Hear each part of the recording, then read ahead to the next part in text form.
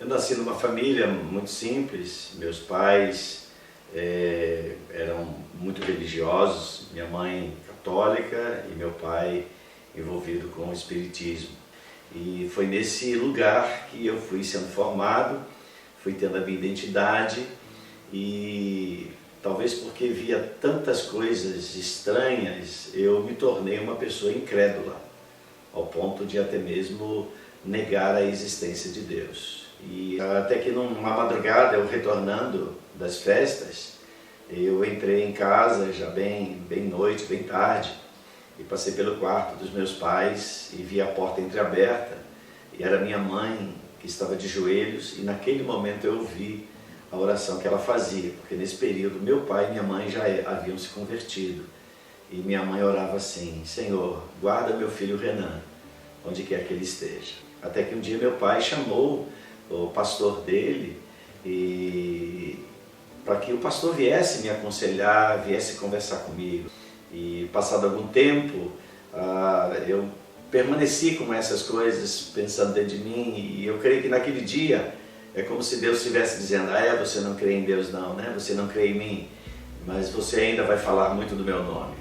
Até que cheguei a essa experiência de ter um encontro com Cristo, aos meus 18 anos aproximadamente. Eu nasci no lar cristão, queridos. O meu avô se chamava Israel e ele teve 12 filhos, todos com nome bíblico. O nome da minha mãe era Lloyd, e no decorrer da história ela entrou o Messias, que é o meu pai, né? E nesse ambiente de uma família cristã eu cresci aprendendo os valores e princípios de Deus, e Deus foi fazendo a minha história até que eu conheci Renan, que nasceu num lar totalmente diferente do meu, mas Deus é poderoso, né? Quem explica Deus? Para juntar uma menina que nasceu num lar cristão com um rapaz que nasceu num lar onde o pai era macumbeiro, a mãe católica. Deus faz essas coisas maravilhosas. Em 24 de maio de 1980 nós casamos e começamos a desenvolver toda a nossa vida como casal, agora ainda na igreja da qual fazemos parte, a igreja congregacional. E ali começamos, tivemos os nossos filhos, até que em 1989, se eu não me engano, os pais de Nelma, Messias e Lloyd decidiram iniciar aqui no bairro uma congregação. Já estava acontecendo aqui 2 anos já, o ponto de pregação com o papai e mamãe. E a gente estava lá, porque Renan era tipo o braço direito do pastor Zefanias. Foi diácono, foi presbítero, e foi ele que deu o bastão para ele e deu o destino ministerial na vida dele como pastor. E a gente ouviu também o Senhor falando: o que está prendendo vocês aqui? São os ventiladores? É o coral? O que está prendendo vocês aqui? É toda a organização? Vocês são responsáveis por aquele território lá. Vocês moram lá em Uaíba. Tem muita gente morrendo sem Jesus, sem Cristo, sem salvação lá. O que está prendendo vocês aqui? E aí foi quando a gente foi tocado por Deus em tomar a posição de vir e ser enviado pelo nosso pastor. Muitas noites de domingo era eu ministrando, a Nelma com um violão tocando e o meu sogro e minha sogra, Messias e Lloyd, sentados me ouvindo. E algumas crianças, Eu muito cedo na minha vida eu já comecei a trabalhar, Era criança ainda, com 12 anos eu já trabalhava.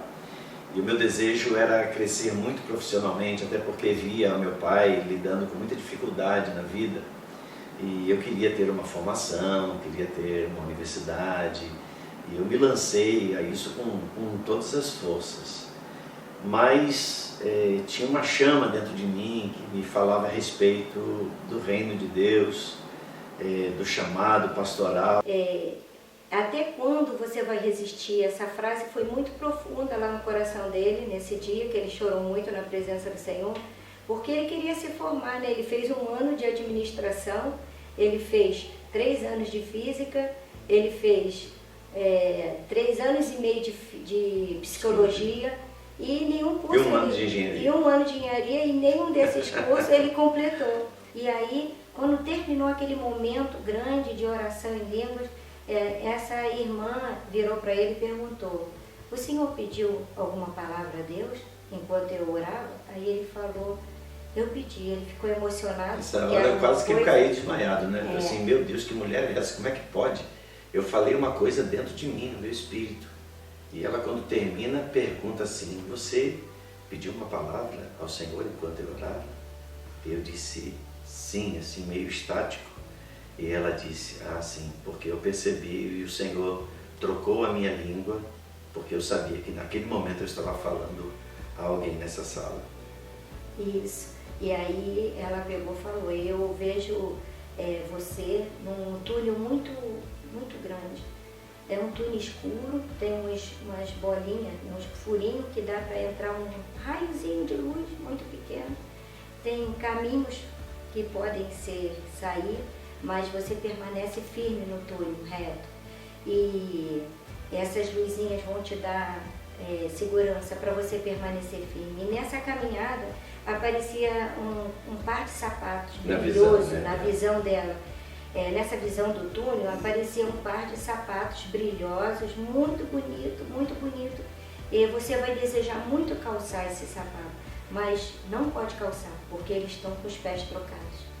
Eles estão com os pés trocados e não é para você calçar. Então fica atento. Aí a vovozinha perguntou assim, é sapato de mulher ou sapato de homem? Aí a outra respondeu, não, na visão que Deus me deu eram sapatos de homens. Sapatos muito brilhosos, lustrosos, mas com os pés trocados. E aí ele falou, e você permanecendo firme nesse túnel, não calçando esses sapatos brilhosos, que você vai ser muito tentada a calçar, no final desse túnel vai ter uma grande igreja. Deus vai confiar a você um grande ministério, uma grande igreja. E aí acabou a visão, a gente guardou no nosso coração. E essa visão, no decorrer da história, a gente foi vendo ela se manifestando de maneira visível. Tinha uma visão que havíamos recebido daquelas irmãs de oração lá em Niterói, como a Nelma já citou, onde elas viam que havia um chamado tremendo para a nossa vida, mas a gente não sabia como isso iria acontecer. Até que, uma certa vez, eu recebi um chamado telefônico, me chamando para conversar.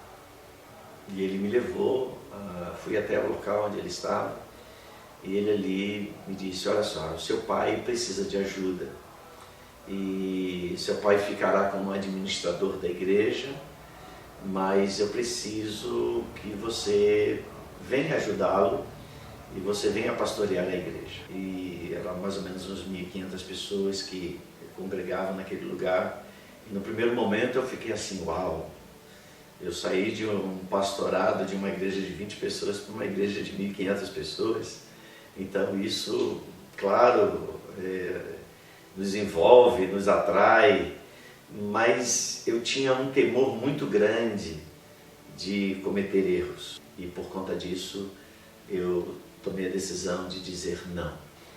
Nós resolvemos fazer uma conferência aqui na região, e fomos buscar um preletor para que ministrasse nesse período. Ele disse, poxa, vocês estão nesse lugar em Uaíba, né? E eu contei para ele o significado do bairro, né? Do nome, Terra que Não Produz. Foi quando ele disse, então vamos chamar Conferência Profética Semeando em Terra Fértil. Foi quando então,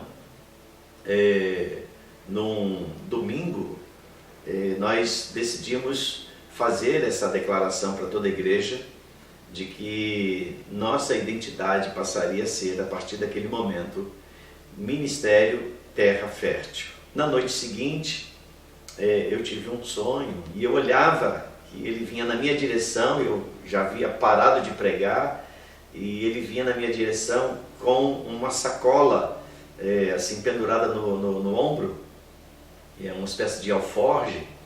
E ele vai se aproximando de mim, e quando ele vai se aproximando, esse anjo, ele coloca a mão dentro dessa sacola e levanta assim várias sementes, e ele estende para mim e diz assim, a tua fertilidade é de 40 milhões de sementes. Algumas coisas já começavam a acontecer aqui no ministério que nos davam essa conexão com o apostólico, como por exemplo, nós tínhamos uma ação de proclamação e de declaração sobre o território que nós estávamos como igreja, que era o bairro, no sentido de que o bairro fosse reformulado, as suas ruas fossem restauradas. E chegou o momento que conhecemos um apóstolo de São Paulo, apóstolo Leonildo, conhecido como Léo, e ele veio junto com o seu profeta e se hospedaram lá em nossa casa e veio para ministrar normalmente, sem nenhuma algo específico além disso, e estávamos conversando num sábado à tarde em casa, quando de repente o Espírito de Deus se moveu ali naquele lugar e usou a boca do profeta que sempre acompanhava o apóstolo Léo, o profeta Dejaí, e Dejaí profetizou, levantou a voz declarando que eu era um apóstolo. E quando ele disse isso, eu fiquei assim um tanto quanto surpreso e também respondi a ele dizendo assim: e essa noite eu tive um sonho, e nesse sonho eu vi a Jesus. Jesus apareceu a mim, ele se manifestou a mim. Quando eu disse isso, tanto Léo como Dejaí começaram a glorificar a Deus. Ele diz: é isso, é isso, é isso. E disse: essas marcas de um apóstolo ele tem visões de Jesus. E de fato, ao longo da minha vida com Cristo, já são aí 44 anos, eu já tive 3 vezes uma visão muito clara, muito nítida com Jesus. Bom, Léo nessa tarde, então ele disse assim: Renan, hoje à noite nós vamos consagrar você como um apóstolo. Isso foi em 2006. Renan, ele recebeu muita luz, muita revelação de Deus, e eu pensava no meu coração, toda essa revelação, essa sabedoria, essa luz, essa inteligência divina que ele tem recebido, não vai ficar só em Uaíba. Uaíba é terra fértil, e essa semente da palavra de Deus que Deus tem confiado a Renan vai espalhar pelo Brasil, vai espalhar, mas a gente não sabia como isso ia acontecer. E eu pensei, ele vai dar aula em seminários, ele vai dar aula em escolas, vai ser assim na minha cabeça que ia acontecer, mas Deus deu a ele um desejo muito grande de ter uma escola, e essa luz, essa revelação ser multiplicada para outros lugares através da escola. E hoje, no nosso ministério, existe a Escola de Ativação Ministerial Antioquia. Em 2013, nós fomos para Caldas de Cipó para um acampamento com jovens. E chegando lá, foram dias assim também tremendos, e foi o primeiro momento que eu pude conhecer uma realidade do interior do nosso país, principalmente o Nordeste. Nesse mesmo ano, mais alguns meses à frente, o pastor marcou uma conferência, e num período tão seco, a proclamação, o nome da conferência era Vinde às Águas. E lá, num dos dias da conferência, um momento onde eu estava ministrando, o Espírito me levou a fazer uma profunda intercessão sobre aquela região para que Deus se manifestasse. Na verdade, eu não sabia que ali era o começo de uma caminhada, onde mais tarde o Senhor me fala em sonhos: levanta os teus olhos para o Nordeste. No dia seguinte, nossa surpresa foi que quando descemos do ônibus, começamos a perceber que a nossa roupa começava a estar molhada, porque começou a cair gotas de chuva. E foi algo extraordinário, foi algo surpreendente, e ali no meio daquele pó começamos a glorificar a Deus por tudo aquilo que estava acontecendo.